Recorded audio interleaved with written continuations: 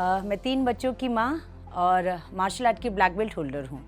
धीरे धीरे जैसे सबकी स्कूलिंग होती है, मेरी भी स्कूलिंग हुई। हमारे स्कूल में मार्शल आर्ट के टीचर आए और हम सब लड़कियों ने एक झुंड बना के उनको ज्वाइन कर लिया। लोग कम होते गए, कम होते गए, कम होते गए, इतने कि वह 2-4 ही लोग रह गए। लोगों को उतना समझ नहीं आया कि ये क्या है, तो मारपीट का काम है, ये क्या, ये तो मुंह नाक टूट जाएंगे, हाथ पैर टूट जाएंगे, लड़कियों को आगे बहुत दिक्कत होगी। पहले दिक्कत आई फिनेंशियली कि स्पॉन्सर कौन करेगा। धीरे धीरे वहाँ का समाज खड़ा होना शुरू हो गया और वो हम लोग की हेल्प करता गया। बिहार जैसे जगह में रहते हुए भी हमें बहुत आज़ादी मिली खेलने की, खेल के जीत के आने की। स्कूलों ने बुला के हमें रिकॉग्नाइज करना शुरू किया। लेडी श्री राम कॉलेज में मेरा स्पोर्ट्स कोटे में एडमिशन हुआ। मुझे यहाँ हॉस्टल मिला, मुझे कॉलेज से रिकॉग्निशन मिला। मेरा गेम आगे बढ़ता गया। कंसिस्टेंटली लगे रहो, अपने काम पे करते रहो, आगे बढ़ते रहो, एक न एक दिन कामयाबी आपके कदम चूमेगी। नमस्कार, मैं रेखा सिंह फिटनेस ट्रेनर हूँ। मैं 3 बच्चों की माँ और मार्शल आर्ट की ब्लैक बेल्ट होल्डर हूँ। मैं सर्टिफाइड ट्रेनर हूँ एरोबिक्स में, जुम्बा में एंड योगा में। पिछले 11 साल से मैं फ़िटनेस ट्रेनिंग दे रही हूँ गौर सिटी में। And thank you so much. Dainik Jagran शक्ति के माध्यम से मैं आपके सामने अपनी बात रखने के लिए प्रस्तुत हुई हूँ। मेरा जन्म बिहार में हुआ। मेरी पढ़ाई लिखाई बोकारो स्टील सिटी में हुई, जो आज के डेट में झारखंड में है। मेरे फादर लेक्चरर हैं, प्रोफेसर हैं एंथ्रोपोलॉजी के। धीरे धीरे जैसे सबकी स्कूलिंग होती है, मेरी भी स्कूलिंग हुई। हमारे स्कूल में मार्शल आर्ट के टीचर आए और हम सब लड़कियों ने एक झुंड बना के उनको ज्वाइन कर लिया। विद द टाइम धीरे धीरे लोग कम होते गए, कम होते गए, कम होते गए, इतने कि वह 2-4 ही लोग रह गए, क्योंकि कुछ ऐसा लोगों को उतना समझ नहीं आया कि ये क्या है, तो मारपीट का काम है, ये क्या, ये तो मुंह नाक टूट जाएंगे, हाथ पैर टूट जाएंगे, लड़कियों को आगे बहुत दिक्कत होगी। चलिए, खैर ये रहा एक दौर। उसके बाद टूर्नामेंट्स आने शुरू हो गए, हम लोग अलग स्टेट में जाके खेलना शुरू हो गए। तो पहले दिक्कत आई फिनेंशियली कि स्पॉन्सर कौन करेगा। बोकारो स्टील प्लांट हम लोग को बहुत अच्छे से बहुत सारे टूर्नामेंट स्पॉन्सर करता चला गया। धीरे धीरे वहाँ का समाज खड़ा होना शुरू हो गया और वो हम लोग की हेल्प करता गया। करते करते हम लोगों ने बहुत सारे टूर्नामेंट्स खेले, जिसमें बहुत सारे जीते और वहाँ की मीडिया ने खुल के हमारा साथ दिया।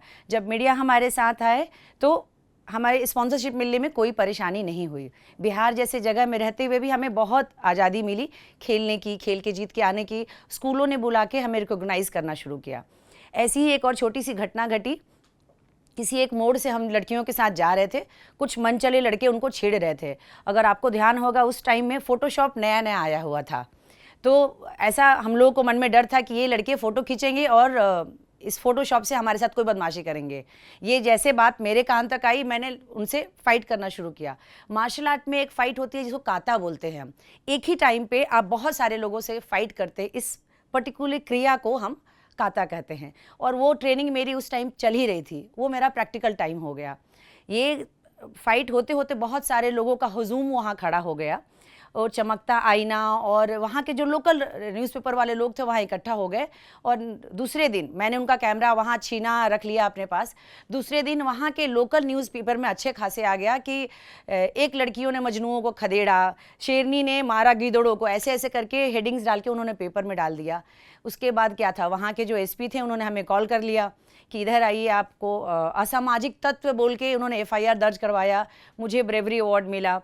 उसके बाद ये बात कैसे कैसे करते हुए यहाँ तक पहुँच आई। किरण बेदी जी ने मुझे यहाँ बुलाया, मुझे यहाँ से भी ब्रेवरी अवार्ड मिला। मुझे CM झारखंड और CM बिहार से इनाम मिला, कुछ पैसे भी दिए गए। और मेरा डाइट के लिए मुझे 600 रुपीज़ उस टाइम पे मंथली मेरी पैसे देना शुरू कर दिया उन लोगों ने। तो ऐसे ये मेरा स्पोर्ट्स का जर्नी रहा।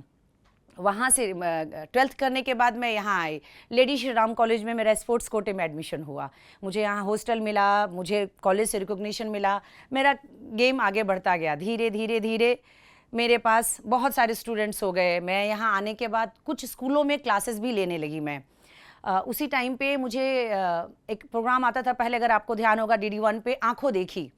नलिनी सिंह जी जो उस प्रोग्राम की एंकर हुआ करती थी, उन्होंने बुलाया। सारा इंसिडेंट उन्होंने पूरा वो कार्यक्रम को अच्छे से कराया। उसके बाद मुझे बैठा के मेरा इंटरव्यू लिया गया। तो ये छोटे छोटे प्रोग्राम होते गए और मेरा हिम्मत आगे बढ़ता गया। आज के दिन में मैं फ़िटनेस ट्रेनर हूँ, मैं मार्शल आर्ट की ट्रेनिंग देती हूँ, मैं सेल्फ़ डिफेंस की ट्रेनिंग देती हूँ। और मुझे बहुत खुशी होती है बताने में हम सब को, हम लड़कियों को, कि आप ये मत देखो आप कहाँ पे हो, ये मत देखो क्या असुविधाएं आपके पास है, बस लगे रहो, कंसिस्टेंटली लगे रहो, अपने काम पे करते रहो, आगे बढ़ते रहो, एक न एक दिन कामयाबी आपके कदम चूमेगी। और मैं बहुत खुश हूँ, अपनी कहानी को अपने बच्चों को सुनाती हूँ, अपने क्लाइंट जो क्लास में लोग आते हैं उनको सुनाती हूँ, और दैनिक जागरण के प्लेटफॉर्म पे आज मैं आपको सुना रही हूँ। तो ये मैटर नहीं करता है कि क्या सुविधाएँ आपके पास हैं, सुविधाएँ आप अर्न करते हो, कमाते हो। तो बस लगे रहिए अपने मुकाम पे, अपने मंजिल की ओर चलने के लिए। देर हो सकती है, अंधेर कभी भी नहीं। रास्ता हमेशा आपका वेट कर रहा होता है, मंजिलें हमेशा आपका वेट कर रही होती हैं, चलने वाला कोई चाहिए। मुझे अपनी बात बताने में बहुत खुशी होती है। बहुत सारे एपिसोड छूट गए जो ध्यान नहीं आए, बट जितना बता लिया मुझे लगता है कि आपको शायद मेरा थोड़ा सा सारांश पता चला होगा। Thank you so much.